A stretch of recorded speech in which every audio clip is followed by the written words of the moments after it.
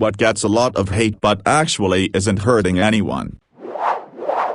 My mom doesn't get this. There's a few kids' cartoons I enjoy. She calls it regressing and such and acts like it means there's something wrong with me psychologically, beyond all my actual mental diagnoses. This just especially hurts because as an autistic person, regressing for us can be much more serious, but like I'm not experiencing those symptoms. I just like an occasional kids show. I'm plenty successful, did well in college, graduated, got a job, moving out now that the pandemic is calming down. How is it that terrible to watch a few kids shows? They're not even the only thing I watch, and like she enjoys Disney movies still. How is that different? Plus all she watches is those police drama shows where they're solving a murder every episode, which while fun can be kind of repetitive and aren't exactly any objectively better than a kids show just because there's boobs and murder. Like sometimes you want to watch something nice where you know the day is going to be saved and they make friends along the way. Plus there's LGBTQ plus rep in some of these shows I didn't get to enjoy when I was a kid.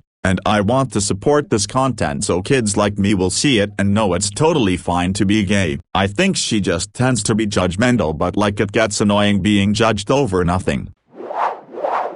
I saw a thing the other day about someone hating on some young adults in a TikTok house, and I mean real, deep vitriol for these kids. All the comments were I don't want to live on this planet anymore and so on. Like, don't get me wrong, it's not something I'm interested in. I don't even have TikTok, but did these people never consider the fact that this content isn't aimed at them? There are people who clearly like watching this stuff. These people are obviously finding a way to make a living from it. Why judge them? Just ignore them if you're not interested in what they're doing. I really thought the millennial generation would be the one that changes this cycle of hating on the popular stuff of the next generation, because it's quite easy to go back and look at all the stuff we were doing and saying online when we were kids.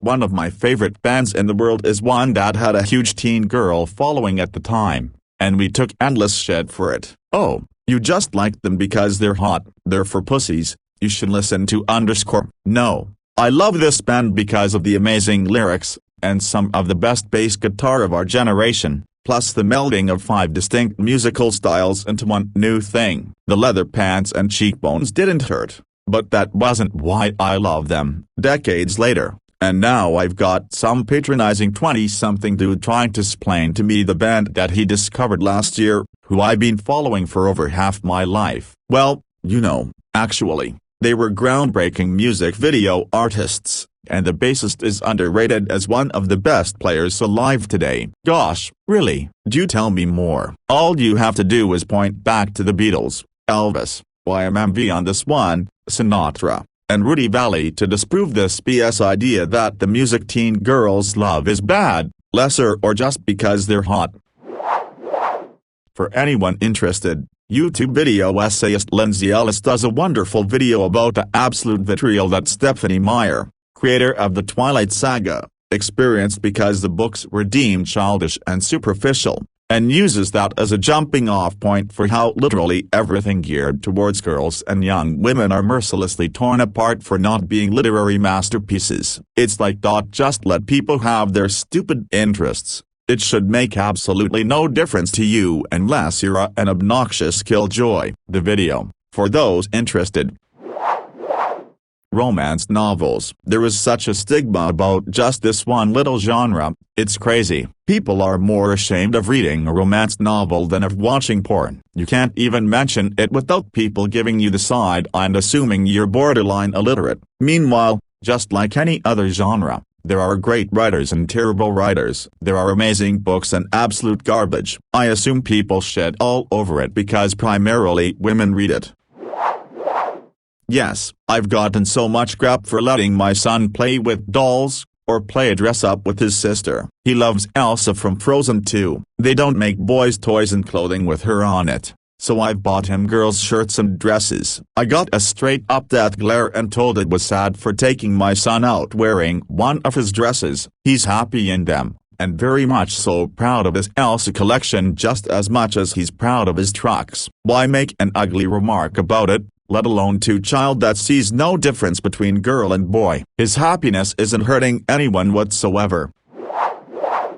I want the lads to embrace girly things, play with Barbies, wear pink, get into ballet, all that good stuff. Girls can play with Tonker trucks and Action Men dolls and get obsessed with dinosaurs and football. Whatever. Ideally, a child should have interests across the board. What's wrong with being into ballet and football at the same time, for example? Point is, these things shouldn't be gender specific at all. People should just be allowed to like what they like, and it shouldn't result in any judgment on their sexual orientation either. I've met straight men who like girly things and manly lumberjack men who were gay. Just let humans human. That's it, really.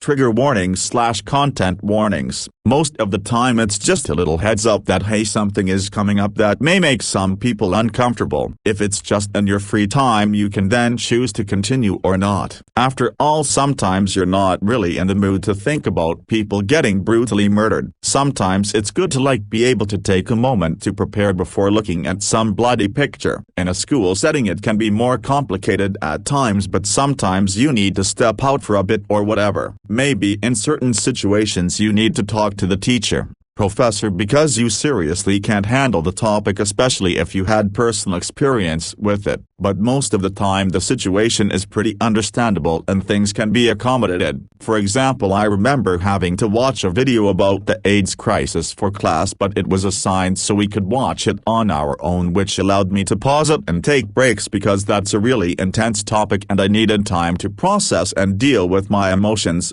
Harder to watch something and get the information that will be tested on when you're crying too hard to see. In high school, my literature teacher spent a lot of time on the Holocaust and showed us way worse things than we had seen up to that point. She always warned us and told us we could look away or step out in the hall at any time if it got too intense. Honestly, just her warning about how bad things were really helped because I could take a moment to kinda brace myself for it, which can definitely help more than you might think. Plus there are content warnings on a lot of things already, like movies and video games. It gives the age rating and lists some reasons it was rated that, so you can make the choice of whether you want to see it or let your kid play it. There's more specific things that people debate about with them, but the basic idea of just giving people a little heads up before challenging content is great. It's kinda like the idea of informed consent. You get an idea of what you're in for before you click the link and see the video of someone being killed instead of it just auto-playing on your social media feed. Not gonna lie, I made bank on that, but I was able to be home with my kids while they were home doing online classes and actually being able to help them through this shit too. Plus, since lack of childcare in my area, seriously, people start looking for childcare and get put on waiting lists when they find out they're first pregnant, and even then, a spot might not be open by the time the baby is born. Plus a complete shutdown. Who the fuck else was gonna watch my underage kids? The neighbors' kids? There's a whole lot of people out there struggling to enjoy life, liking the things that everyone tells them to like, and being pretty miserable because deep down they don't actually enjoy those things. Those are the people most likely to hate on other people for liking something fringe, because they're frustrated at their own inability to enjoy things. Furry hate is actively hurting other communities on the internet. Every niche community that's been made fun of was targeted by the alt-right, but the furries pushed them out. We ought to be learning from their example, but then people would have to admit to taking their cues from furry culture, so we won't. Robert Evans did a great breakdown of how they did it. He's actually a super nice guy, or so I hear. He's done a lot for LGBTQ folks. He's a job and he marries gay couples every year in honor of his sister's memory. I still hate his chewing with his mouth full and screaming into the camera and looking like a toilet brush brought to life by a lonely plumber's wish. But I have no other justification for my dislike, because I can't find any suggestion that he's not a really nice, genuine person, and apparently the opposite of how he acts is on TV. He was not a flat earther. He was an ordinary daredevil that used flat earth as an unethical, Means of funding. His first Kickstarter for his rocket had no mention of flat Earth and raised very little money. Then he did another one with flat Earth all over it and he raised thousands. R.I.P. Mad Mike Hughes will remain forever in my heart as a total badass. In 2016, Hughes launched a failed fundraising attempt for a rocket that raised $310. 111. After professing his belief in a flat Earth later that year, Hughes gained support within the flat Earth community. His post-flat Earth fundraising campaign made its $7,875 goal. Wikipedia. This has been said to death, but literally anything the younger generation is into. We get mad when boomers shit on millennials for liking things in their age range. And still millennials are doing the exact same thing with the younger generations. Fortnite, not my thing, but you have fun kiddo. You'll have great childhood memories. TikTok, don't have one, but the teenage girl who does is having a great time sharing that dance she learned and being silly with her friends. They can like the new hot thing. I think one of the biggest signs that transgender stuff is accepted by society will be when every single trans person doesn't need to exist as an example of trans being real. Existence shouldn't be political. Which is why I get pissed when Republicans get huffy over trans sports. Maybe if trans people existing wasn't political, then we could actually approach the handfuls of examples of ethical concerns around trans athletes. I don't think trans people aren't against that discussion. But as it is, literally anything trans-related is just a political dog whistle disguised as a genuine effort to tackle the weird thing that is trans. Sorry, rant. I live in a conservative area, so I get kinda extravagant with my internet conversations about transgender stuff. Yep. Was a teenager in a small town sitting up all night on the weekends at a local convenience store drinking coffee with my friends while playing MTG in the dining area. The manager at the time did everything she could to make us stop. She put up signs that a cup of coffee only bought you 30 minutes in the dining area, but we just kept buying it. She didn't enforce that rule with the elderly folk in the morning hours anyway. She even turned the AC all the way down to 55 degrees so it would be cold at night. We just wore jackets. She moved our regular round table outside, so we sat there. She blocked off the area with wet floor signs and we just stepped over them. This went on an entire summer and into the fall, then she quit and the new boss didn't care. People did the same thing at Hy-Vee, so they decided to remodel the cafeteria into a restaurant. You had to sit at the bar, didn't have food, and employees weren't allowed to eat, and they're in uniform, which you would think is just your hat and jacket but apparently included pants. It is really out of place in a grocery store, and they lost money on every single one of them when before the kitchen was a big moneymaker, even with the game nights and elderly lingering. The homophobic and sexist from man to woman. You are a devil if you say Merrick or you do so nothing to a woman, but when you are a woman and hurt a man you are just defending yourself without counting the acts. Like a famous stupid feminist on Spain says, the sex that is below cannot attack the above sex. You are fakely oppressed and you cannot oppress. Great argue. This may be an unwelcome surprise, but furries. I even used to hate furries, but I had no actually reason. I just heard people saying furries are disgusting and thought that it may be true, but then I just one day actually looked up what a furry is and discovered I am one. But there are all these stereotypes about us just liking porn and all related subjects, but really we just like to draw animals, not even always anthropomorphized. And people think we just sit around all day looking at porn, and I don't wanna too deep into what people say just to keep this SFW. In reality furries know how to party, and I have not met a single furry who looks at porn, so I rest my case.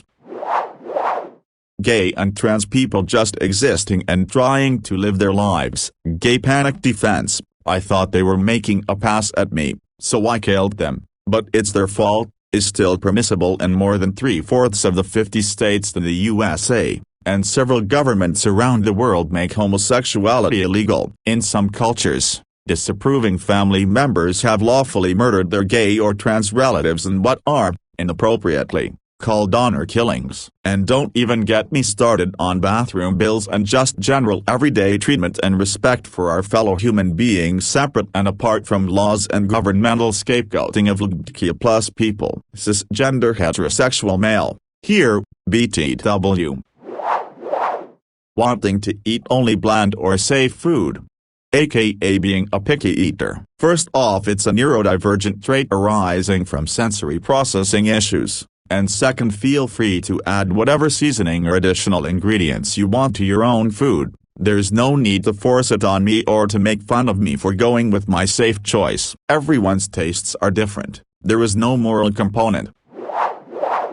And for a lot of people it's genetic. There are a lot of genetic traits that dictate what many things taste like broccoli, cauliflower, and Brussels sprouts being super bitter, or cilantro tasting like soap. And some people are super tasters and strong flavors can be too much. So don't mock people because they don't like certain foods, because it can be genetic, and no matter how you cook Brussels sprouts, they will taste like burnt rubber to me.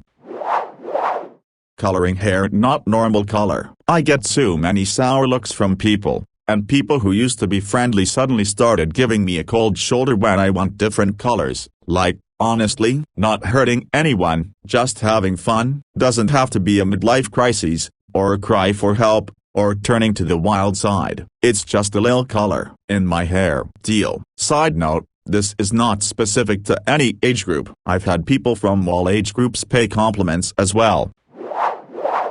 You are 100% right, and the hatred people throw at parents of crying kids is insane, and then makes their lives more stressful. People act like we want our kids to cry, or enjoy it. Dude, my baby crying stresses me out just as much as it does you. For all the complaining people do about babies crying, they never once offer assistance. Babies cry. It's what they do. They and their parents can't control it any more than you can control breathing.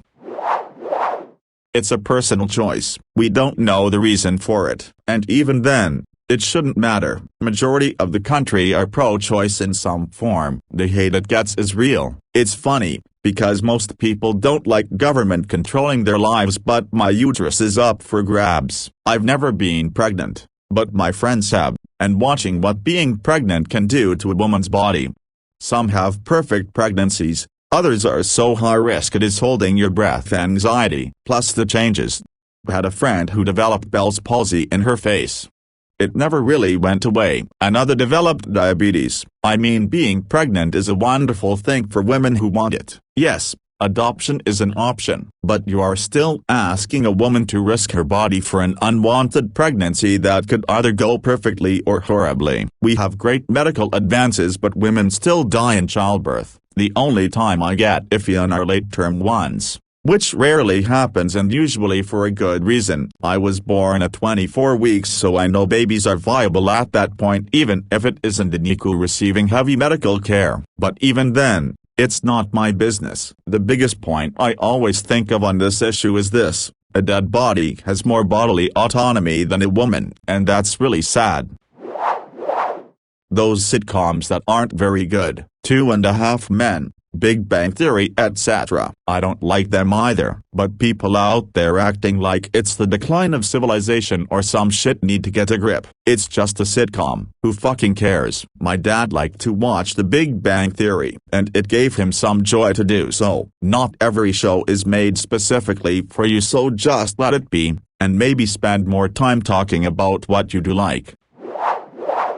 Furries. I'm talking about the SFW ones. Someone I was friends with in high school kind of broke it down for me that he just likes creating colorful fantasy characters, animals. His fursuit was cool, and it often helped him be more outgoing and open with people, and it let his personality shine. As an illustrator, cartoonist who makes plenty of characters, occasionally animal ones too, I don't see the issue with furries. People act like I've committed a sin when I tell them I don't mind them. I kinda think they're cool. I just don't dig the NSFW furries, where it delves into something potentially fetishistic.